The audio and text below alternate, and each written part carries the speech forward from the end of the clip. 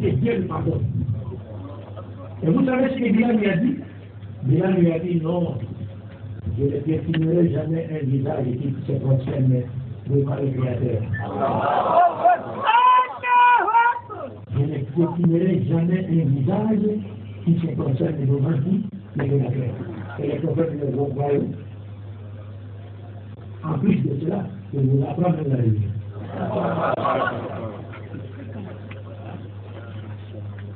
بعثنا إلى الناس كافة الأحمر والأصفر. Parce que Mohammed sallam dit, il n'y a pas une telle déclaration de la Bible de Genèse jusqu'à la mission de l'Islam. Mais vous allez entendre les gars vous dire, non, Jésus c'est le sauveur de gloire, il est venu pour nous, mais il ne m'a jamais parlé de nous. Donc il ressort clairement de ce deuxième critère que Jésus-Christ n'a jamais déclaré avoir été envoyé à l'humanité tout entière. Mais Mohammed a clairement déclaré avoir été envoyé par Dieu à toute l'humanité. Troisième critère, nous avons dit que pour que Jésus-Christ Mohammed soit reconnu comme étant le messager par qui l'humanité tout entière sera sauvée, il devait confirmer le caractère universel de sa mission, n'est-ce pas, en ayant des disciples dans son entourage, des disciples appartenant à d'autres nations que la sienne, et cela de son vivant et pendant son ministère. Le troisième critère, c'est non commun, ça veut dire aucun commentaire. Parce que Jésus, de son vivant, n'avait dans son entourage aucun disciple qui appartenait à une autre nation. Aucun. Et d'ailleurs, lui, il a eu la chance de rencontrer Pilate. Mais il n'a jamais invité à boire à lui. Mais le prophète Mohammed sallallahu alayhi wa sallam avait dans son entourage des disciples appartenant à d'autres nations.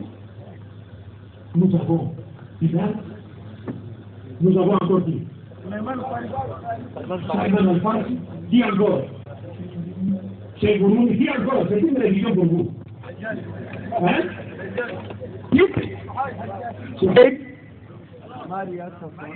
Donc il avait dans son entourage des disciples appartenant à d'autres nations de son vivant.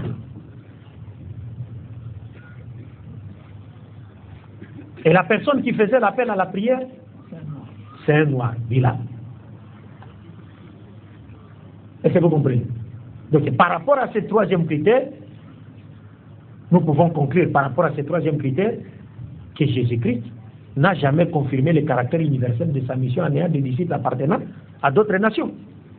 Mais Mohammed sallallahu alayhi wa sallam l'a fait. Maintenant, le quatrième critère. Le quatrième critère, nous avons dit ceci, que pour que Jésus Mohammed soit reconnu comme étant le messager de Dieu, par qui l'humanité tout entière sera sauvée, il doit faire quoi? Il doit confirmer le caractère universel de sa mission en invitant les gens des autres nations à croire en lui, en tant que messager de Dieu envoyé vers eux. Et cela de son vivant et pendant son ministère.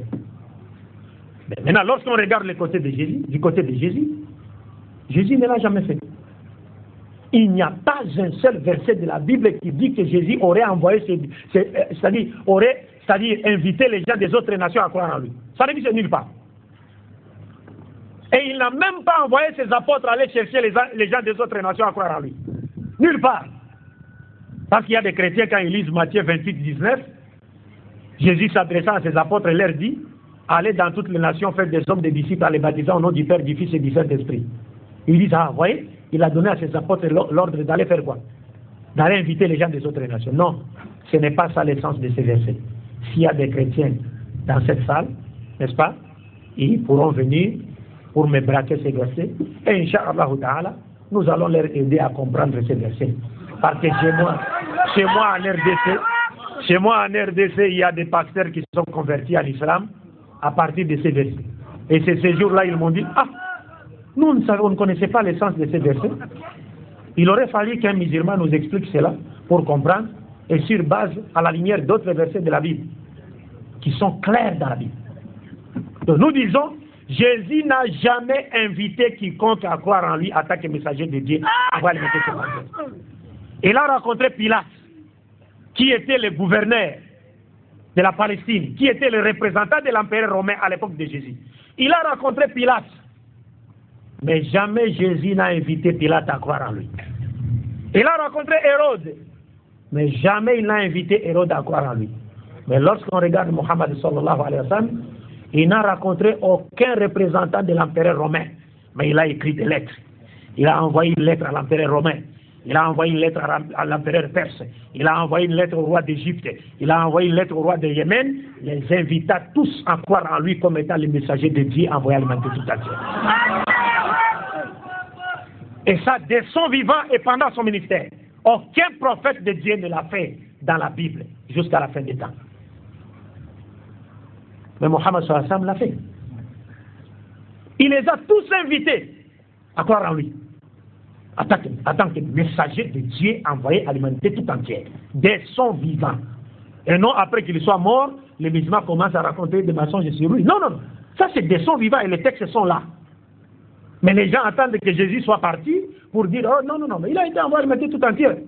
On vient vous dire ici, vous Nigériens, mes chers frères nigériens, Jésus vous aime. Jésus vous aime parce qu'il a été envoyé vers vous.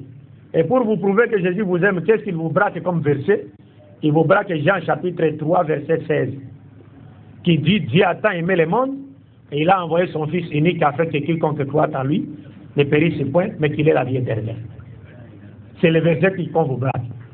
Le fait que ce sont des mensonges, le fait qu'ils disent de Jésus dans ces passages qu'il est le Fils de Dieu, mais qu'est-ce qui nous prouve ici que c'est un mensonge? Quand ils nous disent que Jésus nous aime, parce que le verset même nous dit Dieu a tant aimé le monde. Donc ce n'est pas Jésus qui a aimé le monde, c'est Dieu qui a aimé le monde. Donc, ce n'est pas Jésus qui a aimé le monde, c'est Dieu. Donc Jésus-Christ lui-même n'est que la traduction de l'amour de Dieu pour le monde. Maintenant, il se retourne pour dire non, Jésus vous aime. Non, mais ce n'est pas Jésus qui m'aime, c'est Dieu qui m'aime. Vous comprenez? C'est-à-dire, au lieu de glorifier la destination, on glorifie les chemins qui mènent à la destination. Vous comprenez? Et voilà comment les gens ont dénaturé la pureté de l'évangile de Jésus-Christ. Takbir. Takbir. Takbir.